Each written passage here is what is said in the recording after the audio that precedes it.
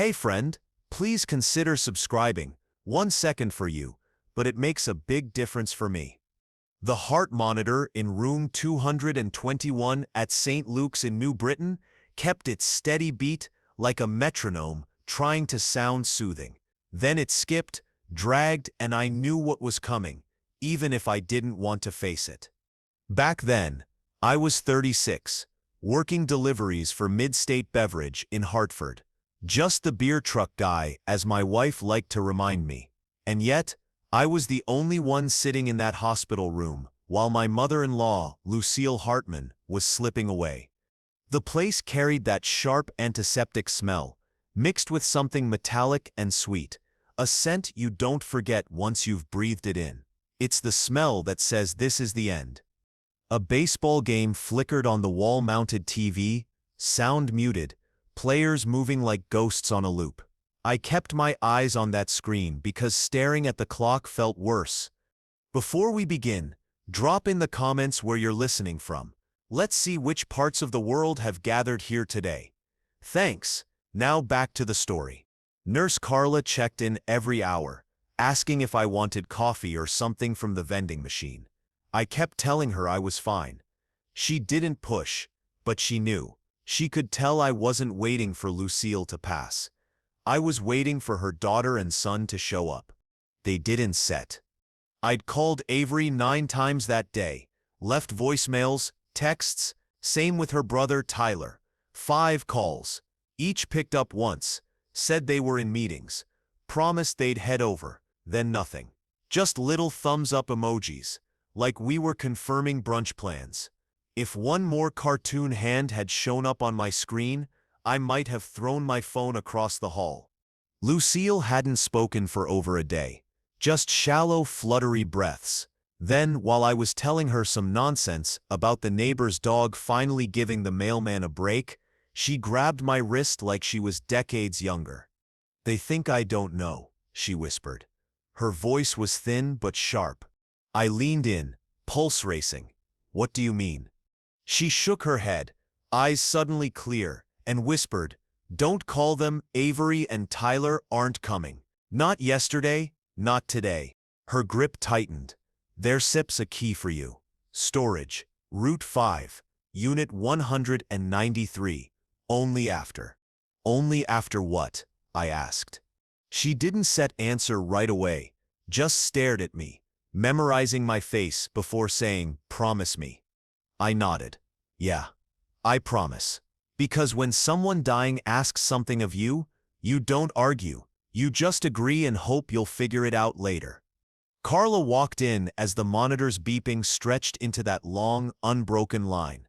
I didn't move, didn't blink, just felt Lucille's hand slip from mine, like she was the one letting go.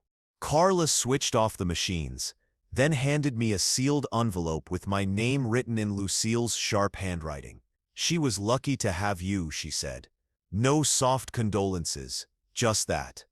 I shoved the envelope into my jacket and walked out like I had somewhere to be.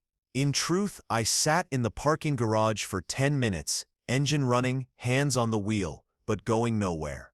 Lucille was gone. I was the only one there, not even her own children. I wasn't even family by blood. And still, it was me holding her hand at the end. I kept staring at the elevator entrance, wondering if Avery would even ask how her mom died, or if she'd just ask if I remembered the dry cleaning for her client dinner first. At home, I tossed my keys in the dish and sat at the kitchen table without turning on the light. Only the dim, under-cabinet glow Avery liked for atmosphere. The envelope felt heavy in my hands, its edges too sharp for our house. Inside was a brass key, cold and solid, with a tag lockbox RT5, Unit 193, Lucille's neat block letters. Her letter was short, no extras, just her usual precision. She wrote that she'd seen her kids clearly, not in one moment, but over years. They chose themselves, she said, and left her to manage her decline alone. I read that line 3 times. Then came the sting. I kept records, facts, closed mouths. That was pure Lucille, direct, colder than I'd ever heard her. She told me to trust Martin Feld, and to trust myself. That part didn't sit right. I wasn't the guy people trusted with last wishes. I was the guy moving beer pallets, the guy Avery's family mocked for never wearing a tie. I set the letter down, staring at the glossy fridge Avery picked because it photographed well. Her heels clicked up the walkway before midnight. She came in, still in work clothes, kissed my cheek out of habit, dropped her purse like she was visiting. "How's Mom?" she asked, pulling a drink from the fridge. "She passed at 4:18. I said flatly. Avery froze, then muttered, "God, the timing," like her mother was inconvenient. I waited for a tear, a sigh, anything. Instead, she said, Mercer Lang was coming Friday for a design pitch, so I'd need to handle hospital paperwork. Then she shifted to talking about backsplash tiles. I stayed quiet. The envelope and key stayed in my jacket. She didn't ask. I didn't offer. She went upstairs. I sat there, reading the letter again, under the kitchen light. One line cut deepest. They never asked who I was, only what I had. I remembered holidays where Lucille waited for a call that never came. Times she made excuses for Avery missing chemo appointments. But Lucille never turned bitter. She became precise. I thought about the night she taught me her chicken cutlets, thin, pan-fried, never baked. Avery hated cooking, hated grease in her clothes. So Lucille showed me instead, slipped me $20 for gas, called it a bribe for loyalty, smiling like I was the one doing her a favor. I hadn't remembered that in years. Now it wouldn't leave me. Upstairs, Avery didn't come back down. I sat in the dark until the ice in my glass melted to nothing. At 1:30, I texted Tyler, "She's gone." He replied 20 minutes later with one word, "brutal," and a skull emoji. I stared at that emoji for a long minute. That's what his mother's death was to him, brutal with a cartoon skull. If the key had been in my hand then, I might have driven straight to Route 5 just to escape that house. Instead, I stayed until the only sound was the fridge humming. The silence wasn't peaceful. It was the kind that reminds you the people closest to you stopped seeing you long ago. The next morning, Avery asked me to stop by the funeral home after deliveries, like she was sending me to the dry cleaners. I said I'd handle it. But first, I drove to lockbox storage, that brass key in my pocket, Lucille's words circling in my head. I didn't clock out, just told Manny I was grabbing lunch. Lockbox was right off Route 5, behind a strip mall and a Dunkin', easy to miss. But I knew exactly where I was going. Unit 193 was at the end of the third row, no cameras. The key turned smoothly. The door rattled open like an old garage. Inside was clean, too clean. No clutter, no boxes of junk, just a folding chair and two beige filing cabinets, labels written in Lucille's tight handwriting. Banking, medical, Tyler, Avery, attorney, and then one drawer marked proof. That was the one that twisted my stomach. Proof. You don't label a drawer that unless someone will need it. I opened it first. On top was a color-coded spreadsheet, rows of payments. Lucille had made for Avery and Tyler, hospital bills, loans, even groceries. Every one marked promised reimbursement. Almost none fulfilled. There were bank statements, emails, Venmo screenshots. Tyler shifting from "I'll pay next week" to "I thought I did already" to silence. One email had him writing "my bad," after Lucille reminded him about the $22,000 she floated for his dealership. Another folder was all Avery. Instagram prints, staged photos, with captions about family first Lucille never included. Text telling her, "Mom, it's just not your scene," or "I'll swing by after the mixer. Can you warm up dinner for me?" like Lucille was the help. At the bottom of the folder, an envelope held a cheap voice recorder. I pressed play on the first file, and there it was. Avery's tone was clipped, impatient. "You don't have to be dramatic," she snapped. "It's just the chemo. It makes me tired. That's all," Lucille replied, soft and almost embarrassed. "Well, then call an Uber," Avery said. "I sit and booked until 6. Lucille's voice dropped to a whisper. "Okay, honey." She sounded like someone too used to apologizing for needing help. I sat down on the folding chair, felt it creak beneath me. My head buzzed like I'd stuck a finger in a socket. This wasn't petty. It was calculated, sustained, cold.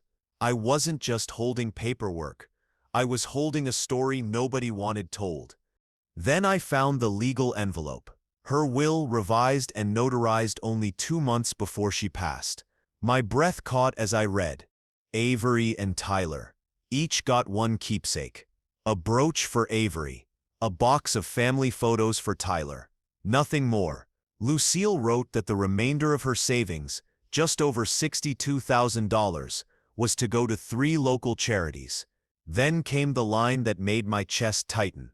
"The remainder goes to Dorian, for reasons known to me and anyone paying attention." There it was. My name in a legal document. No disclaimers. No fine print. No ambiguity. I didn't feel proud. I felt stunned. Attached to the will was another folder, the deed to a cottage in Old Saybrook. A sticky note held the address, 12 Harbor Lane. Go there first, then Martin. I'd never heard Lucille mention a cottage. She'd owned it for 21 years, and I didn't even know she liked the beach. The last folder was the smallest, a pile of deposit slips tied to an account in my name, opened 3 years earlier. Every couple of months, a few $100s, holiday money, birthdays, overtime, nearly $8,000. The note on top read, "For Dorian's backbone." I knew he had one before he did. I leaned forward, hands on my knees, eyes fixed on the stained concrete floor. That was all keeping me grounded. This wasn't how inheritances worked. Not for someone like me. Lucille hadn't been paying me for kindness. She kept records because she knew her children would come after it, and she wanted someone prepared. I was her contingency plan. I organized the documents, slid them into my delivery tote, and locked the unit like I was sealing something sacred. Sitting in my truck cab, I didn't call anyone, didn't drive. I just opened my Maps app, typed in 12 Harbor Lane, Old Saybrook, and hit directions. The GPS said arrived, but it wasn't real until I saw it. The cottage sat behind tall beach grass and a weathered driftwood fence, more decorative than secure. Flagstones led up to a porch, where a spoon-made wind chime clinked lightly in the breeze. The house was small, 1-story, gray clapboard, white trim, but solid, lived in. No for sale air about it. I pulled the key from my jacket, slid it into the lock. It turned smoothly, like it had been waiting. The door opened into air that smelled of lemon oil and salt water, clean, warm, cared for. Inside felt like stepping into Lucille's memory, but this one had color. Paintings covered the walls. Boats, skies, sunsets. One showed a girl in a red jacket on a dock, her back turned. I didn't recognize her. Maybe no one could. Maybe that was the point. On the kitchen table sat another envelope, thicker, my name printed in Lucille's block letters. I sat, hands rough from the road, and opened it. This letter carried more heart, more fire. She didn't waste words on apologies. She wrote directly. Avery would say I manipulated her. Tyler would throw around threats and legal jargon, but they were gone long before you sat in that hospital chair. Attached was a letter from Dr. Ingrid Shue, a capacity evaluator, dated 6 weeks before Lucille passed. It confirmed she had full cognitive ability, no signs of coercion, and had acted independently. Lucille had planned every detail, anticipating the fight to come. Later in the letter, she said the cottage wasn't just a property. It was her before treatments, before guilt, before being managed as someone else. Sep's responsibility. This place reminded me I existed. Use it for company, not hiding. That line stayed with me. I walked through the cottage carefully. Every room was simple. Lived in, warm. No designer touches. Just cast iron pans, faded quilts, sketchbooks stacked by chairs. In the bedroom closet, one thing stopped me cold. A garment bag inside a navy blazer. My size. No tags. A note was pinned to the lining. Wear this to the reading. Armor isn't set only for soldiers. I sat on the bed, holding the blazer, then stood and put it on. It fit, not perfectly, but enough. I didn't look like Avery's afterthought anymore. I looked like someone ready to face what was coming. On the porch, I called Martin Feld. He answered quickly, as if waiting. "This is Dorian Hartman," I said, steadier than I felt. "Lucille told me to call." "She told me you would," he replied. "Come tomorrow at 2:30, bring the documents, and bring whatever courage you have left." "I shall be there," I said, then hung up. In the fading light, I wandered into the backyard. Patchy grass, a half-built raised bed. A stake in the middle held a packet of marigold seeds. She'd meant to plant them, or meant for me to, maybe both. Inside, a small desk sat near a peeling window. A yellow legal pad lay open, pen beside it. I hadn't set plan to write, but I found myself sitting down, staring at the page. Then, in block letters like hers, I wrote, "I will not be ashamed for showing up." I underlined it twice, closed the pad, hung the blazer by the door, and turned out the lights. The next day, Martin's office sat above a bait shop, a brick building with narrow windows overlooking the harbor. Inside smelled of wood polish and old paper. Pictures of schooners lined the walls, sending a clear message. He'd been here a long time, and he didn't intimidate easily. He stood as soon as I walked in, offered a firm handshake, eyes sharp but not unkind. He glanced at the blazer, gave a short nod. "Armor." "Take a seat, Dorian," he said. I placed Lucille's documents neatly on the desk and sat, hands flat on my thighs. Martin leaned back, eyes flicking to the door like he knew what kind of entrance was coming. Avery arrived 10 minutes late, heels striking the hardwood like a performance. Perfect hair, flawless makeup, cream-colored suit worth more than my truck. She didn't look at me, just smoothed her jacket, dropped her purse, and sat like she'd been summoned for a deposition she planned to win. Tyler followed, puffed up, polo collar popped, smile too wide. He shook Martin's hand like it was a deal. "Good to finally meet," he said, eyes darting to the folder like he was checking the score. Martin skipped pleasantries. "We stepper here to read the will of Lucille Hartman. Before we begin, I still confirm for the record, Dr. Shusep's evaluation is entered. Lucille was of sound mind, fully competent and independent." He tapped the folder once. "Any questions before I start?" Avery crossed her arms. "We still see." Tyler smirked. "Let's get on with it." Martin reached for a small speaker, slid it forward. "Some of this I still read. The rest you still hear from Lucille herself." He pressed play. Her voice filled the room. Calm, steady, unhurried. She listed the small keepsakes first. "To my daughter Avery, I leave my charm bracelet, and my regret." She paused just long enough for the words to land. "To my son Tyler, I leave a box of family photos and my hope you still look at them." Avery lifted her chin, jaw tight. Tyler shifted, eyes narrowing like he'd been splashed with cold water. Martin kept reading. "The remainder of the estate," he paused, "will be detailed shortly." Lucille's recording went on, clear and plain. No legal jargon, just her, making herself heard in the one room she couldn't sit in anymore. Martin looked up. "For clarity, the West Hartford property has always been solely titled in Lucille Hartman Sep's name. There was no joint tenancy with survivorship rights. Tyler had been living there under Lucille's ownership. Tyler jumped up, pressing his hand on the desk. "That SEP's not true," she told me. Martin raised a finger. "Sit down, Mr. Hartman. It is true, and the deed is here."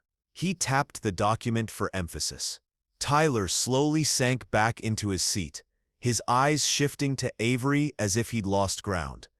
Avery finally turned to me, her expression sharp. "He manipulated her," she said coldly. "He had access. He kept her isolated." I didn't move. Martin reached forward and played another recording. Avery Sepp's voice came through clearly. "We still talk after my pitch," she said. Lucille Sepp's response followed, faint and tired. "I still too tired to drive." Avery Sepp's voice again. Then nothing. When the recording ended, the silence in the room was heavy. "Context?" Tyler barked. "You Sepp cherry-picking?" Martin didn't react. He slid out another set of papers. "Here's Sepp's context," he said calmly. "A transfer of $22,500 to your dealership, labeled as vendor float. Attached a note from Lucille. Repay in 6 months. 15 months later. Your email, Lucy. My bad. Stech no repayment since."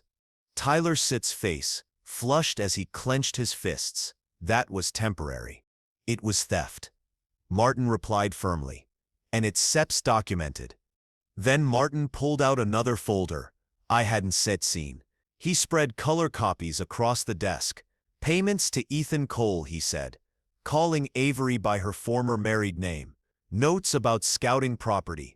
And here, Sepp Mother Sepp's place prep." The name hit me hard. Ethan Cole.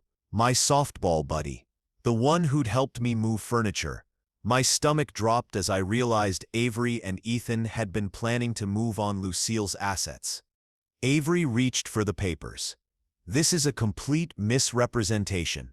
Martin placed his hand lightly on the documents. "You can take photos. You can show your lawyer. But the originals stay here." Tyler leaned forward, his tone low and hostile. "We are taking you to court. All of this is undue influence."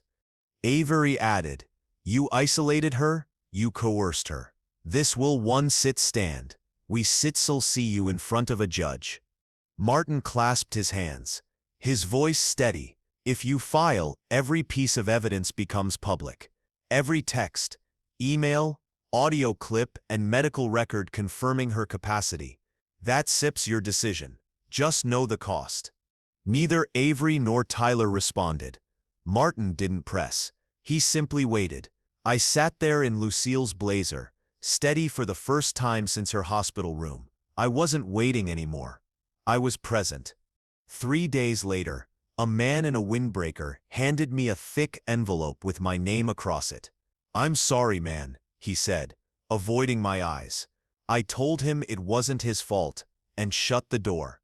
The envelope was warm from the sun. I sat with it on my knees for 10 minutes before opening it. Inside was a 20-page lawsuit. It accused me of isolating Lucille, coercing her into estate changes, and pressuring her financially for personal gain. The last part stung most, my name underlined as though it were fact. Everything Martin had warned about was there. Routine errands, doctor visits, now described as strategies in some scheme. That night, Avery started calling. Her first voicemail was calm, almost transactional. "Dorian, this is unnecessary. If we're reasonable, we can settle this quietly." 12 hours later, her voice was sharper. "I'm trying to keep this civil, but if you force our hand, then the threat. You'll regret this." Tyler didn't bother with words, just sent skull emojis and the word thief. I ignored them both. The next morning at work, I was distracted. I missed a turn, then backed into a steel post unloading crates. My boss, Nate, pulled me aside. "Dorian, maybe take the rest of the month. Figure things out." He wasn't unkind. He handed me my last paycheck, and I left with little else. That weekend, I packed the essentials: clothes, work boots, Lucille's letters, the will and the deed, and drove to Old Saybrook, quietly, without telling anyone. A few days later, the Hartford Chronicle ran a story. Family feud, designer sues son-in-law over will. Avery's smiling face was on the cover. Mine wasn't. Online comments followed, most of them cruel. Strangers labeled me a freeloader, a gold digger. The cottage, though, was quiet in the best way. No interruptions, no demands. In the linen closet I found Lucille's journals, spiral notebooks filled with small entries. She didn't write poetry, just notes about her days. Light bulb above sink went out. Dorian fixed it, didn't have to ask twice. Or coffee with rose. Wig looked nice. We laughed. The simple observations hit harder than anything. She noticed the little things. Among the journals was a sketchbook with a drawing of the backyard, arrows marked spaces, shed, tea table, tools, and a studio. It was like Lucille had mapped out a place before speaking it. A place where older folks could gather, work on projects, or simply be remembered. That night, I stood in the yard with a flashlight, looking at the half-built raised bed. She had started something. Quietly, without recognition, I decided then, if I made it through court, I'd build it. I'd call it Lucille's Workshop. Just a space with a table, coffee, and a board for names and photos people didn't want forgotten. Later, Ethan messaged me. "Man, it's not what it looks like. No apology, just avoidance." I didn't reply. The next morning, Martin called. "First hearing set scheduled," he said. "New London 2 weeks. Don't sit be late." "I still be there," I told him. "You don't set have to like this," he said. "You just have to show up." I didn't mention the sketches I'd already started for a long workbench, or the flyer template that read Lucille's Workshop, coffee, projects. All are welcome. The courthouse in New London looked like a place built for bad news. Inside smelled like burnt coffee. I wore Lucille's blazer, not for show, but because she'd called it armor. Courtroom 4B was packed. Reporters, church members, locals. Judge Alvarez sat high, sharp-eyed and steady, like someone who could spot trouble before it started. Martin leaned over and whispered, "Don't react unless I say, hands on the table, eyes on me." I nodded. Across the aisle, Avery and Tyler sat polished, rehearsed. Their lawyer, Paula Ginn, stood and spoke with practiced authority. "Your Honor," she began, "this case is about manipulation, not inheritance. About a vulnerable elder influenced by a man with motive, access, and no oversight." Judge Alvarez raised an eyebrow. "You scepter referring to Mr. Hartman?" "Yes, Your Honor." Dorian Hartman was a delivery driver with no legal training, no caregiving credentials, and no blood connection to Mrs. B. Lucille Hartman. Yet Martin didn't stop him from stepping into Lucille's life during her final year. He was there at her passing. He managed her mail, her access, and her finances. Weeks before her death, her will was revised, removing her biological children and granting Dorian, her son-in-law, full control of the estate. The opposing counsel paused, then stated, "This shows a clear pattern of isolation and undue influence." Judge Alvarez didn't react. "And your proof?" she asked. "We still show it through messaging records, absence of prior gifts, and the language shift in Mrs. Hartman Sepp's revised will."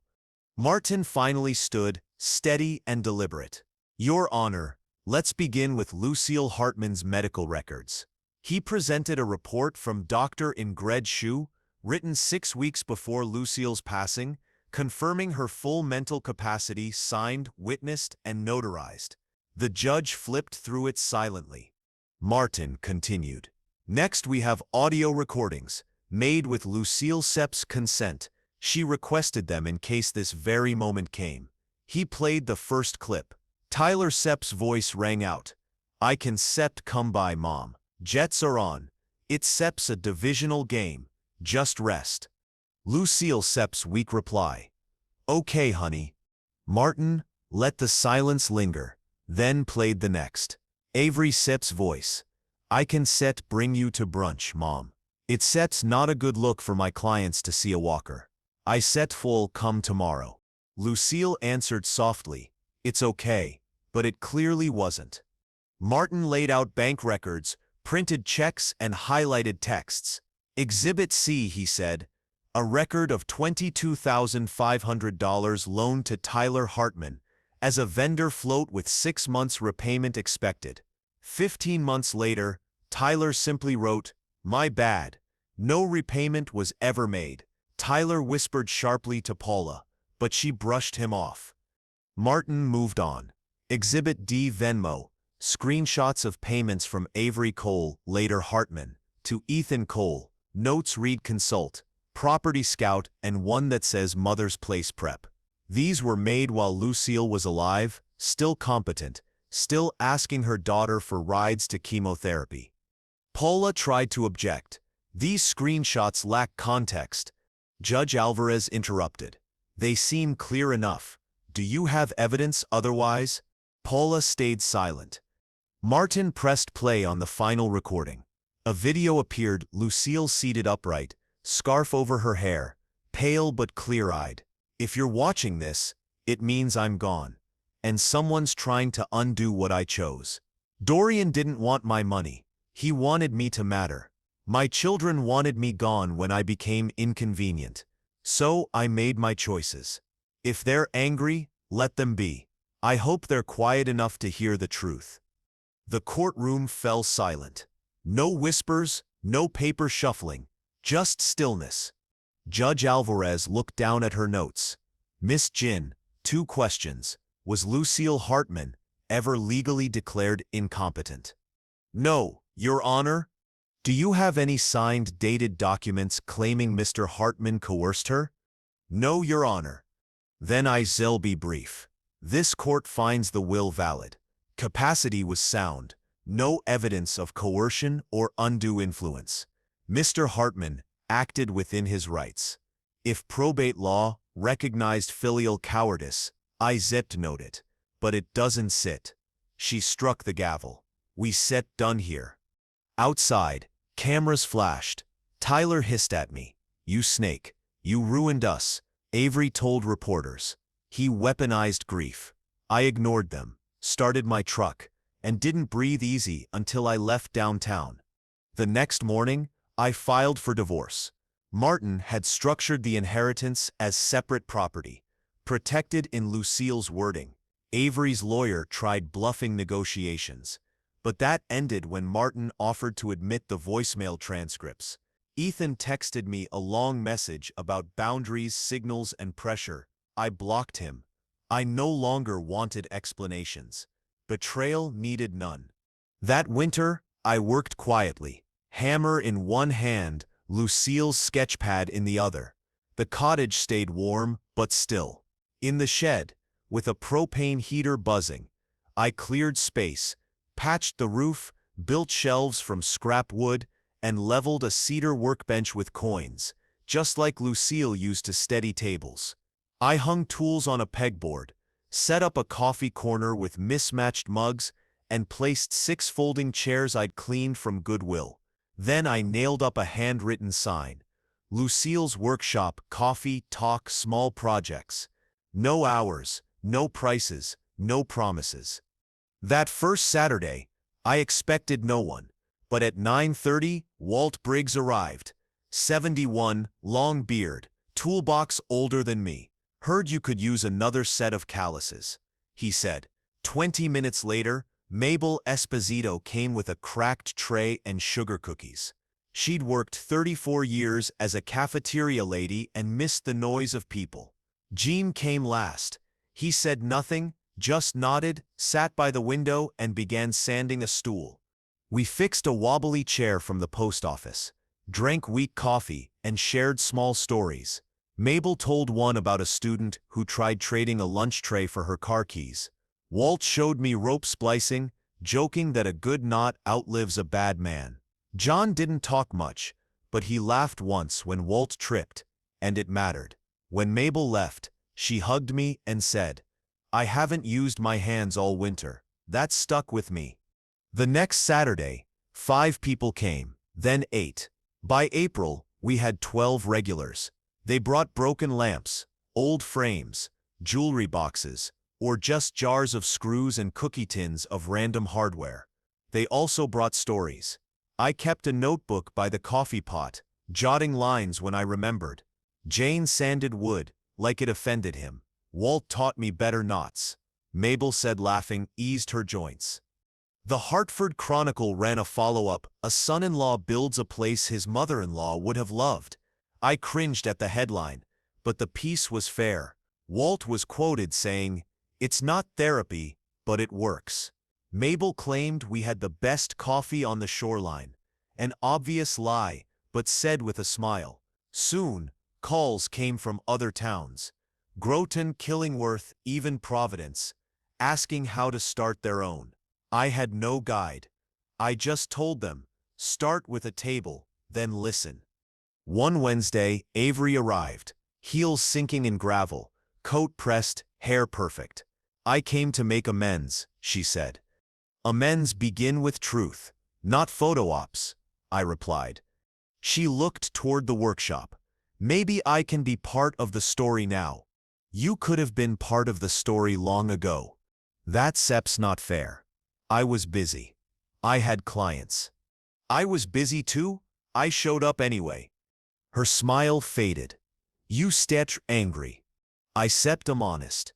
"Have you repaid Lucille Sepp's estate?" Her face hardened. "That seems punitive." "Then, we said her done here." She did instead stay. Her heels echoed as she left. A week later, Tyler sent a one-line email. "Can we be family again?" I didn't answer. Not from spite, but because I was done keeping score. I was keeping promises. Not long after, Claire, a social worker from Middletown, knocked during cleanup. She'd read about us and offered to volunteer twice a week. "We don't pay," I said. "Good," she smiled. "I don't set like paperwork anyway." We wrote Claire, coordinator, on a sticky note and went back to work. On the morning of Lucille's memorial, I rose before sunrise, put on the navy blazer she'd left me, and set up folding chairs across the lawn, like preparing for a backyard wedding. Claire showed up with lemonade and a large tin of oatmeal cookies. Walt came with his grandson and a 6-pack of ginger ale. Mabel wore a sun hat covered in clothespins, saying it made her feel creative. Jean arrived early and wiped down every bench with lemon oil before I could even ask. By noon, close to 90 people filled the yard, front to back. Some brought flowers, others tools, while a few just came quietly, needing only to be present. I stood at the front of the shed, with my hands in my pockets, watching everyone settle. A few nodded toward me, like I should speak. I've never been a speech person, but I cleared my throat anyway. "I don't have a story prepared," I began. "But I want to say this. Lucille didn't want to be remembered only for dying. She wanted to be seen while she was alive." The crowd shifted, eyes lifting toward me. "Seeing people as work," I continued. "It's not a sentiment or a like button. It's showing up when it's inconvenient. It's remembering how someone takes their coffee. It's asking how they feel, then listening to the full answer." No one clapped, which was good. I didn't want applause. I wanted silence that meant they understood. Afterward, a professor from UConn, Dr. Patel, approached in khakis and sneakers, notebook in hand. "What you're doing here matches everything. Research keeps missing. This is what people need. A place to feel useful, not managed." He asked me to speak at a community health conference in the fall. I told him I wasn't much of a speaker. He smiled and said, "You just proved otherwise." I didn't commit, but I didn't say no either. Later, Walt's grandson tugged my sleeve and handed me a crayon drawing on construction paper.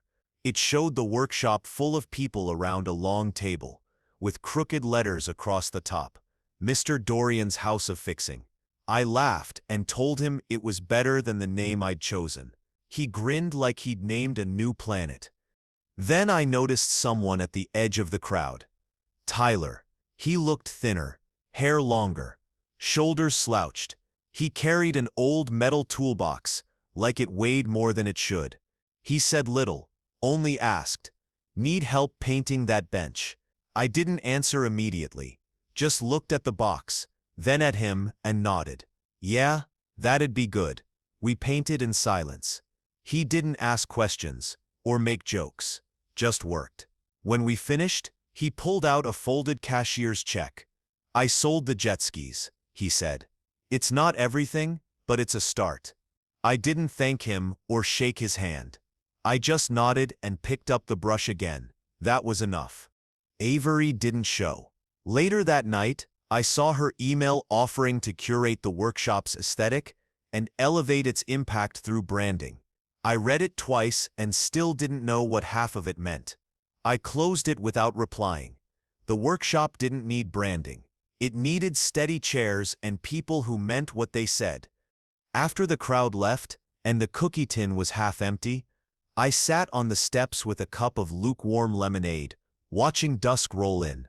The year had started in a hospital room and ended here on steady ground, in a place built from hands, wood, and kept promises. Claire came out with her jacket and said, "Groton's ready."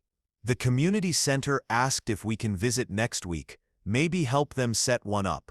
I smiled and answered, "We'll bring coffee, extra screws, whatever we've got." When the yard finally grew quiet, I walked inside, touched Lucille's charm bracelet hanging by the door like tapping a doorbell without thinking, and said, "Thanks." 2 summers later, I was sitting at a folding table in a Montville church basement, across from 12 people holding clipboards and coffee.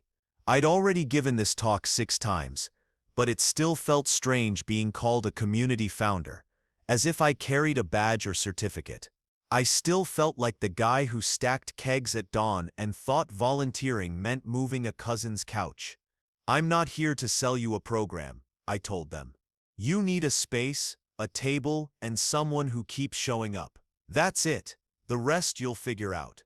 They asked about insurance, code rules, liability waivers. I answered what I could.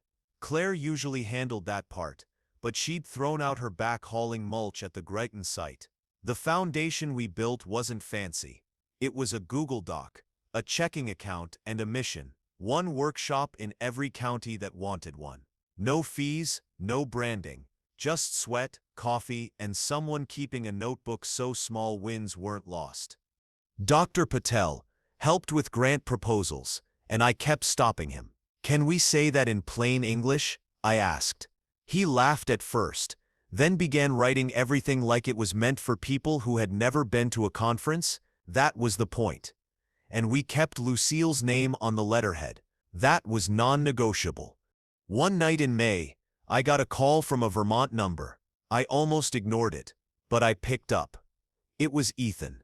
He said he'd moved north, cleaned up, left real estate. I was a mess. Still am, in some ways. I know I don't deserve much, but I want to apologize. No strings, no requests, just sorry. I waited, then told him, I believe in actions, not speeches. He didn't argue. A week later, the foundation received a $500 donation from a familiar name. No note. I let it sit a day, then deposited it and bought a second-hand planer and a better coffee maker. People noticed the coffee first, then the planer. Tyler never directly apologized, but he kept showing up. Most Saturdays he'd bring donuts, hand out sandpaper, remind people to double-check their cuts. Once, he fixed a drawer for a woman from 2 towns over. She told him, "You've got your mother's smile." He just nodded and wiped his hands. That was growth, and it counted. Avery sent a handwritten letter, 5 pages, front and back. She blamed the market, their upbringing, and social circles. It read like a weather report that forgot to mention the storm she caused. I didn't reply. Some doors are best sealed shut. The day we opened our fourth site in New Canaan, a woman in her 80s handed me a photo. It showed Lucille at a 2002 church picnic, sitting in a folding chair, holding a paper plate, smiling like she'd just been told a secret. She held my hand when my husband died. The woman said, "I never forgot that." I taped the photo to the register, and it stayed there. People sometimes ask what justice looks like. I tell them it's not about headlines, rulings, or revenge. It's this: building a place where people show up and leave better than they came, and the ones who tried to diminish you, they live with knowing you built anyway. At closing time, I touch Lucille's charm bracelet and the blazer sleeve hanging by the door. Each time I hear her voice reminding me, armor isn't only for soldiers. She was right. I didn't win money. I won my life back.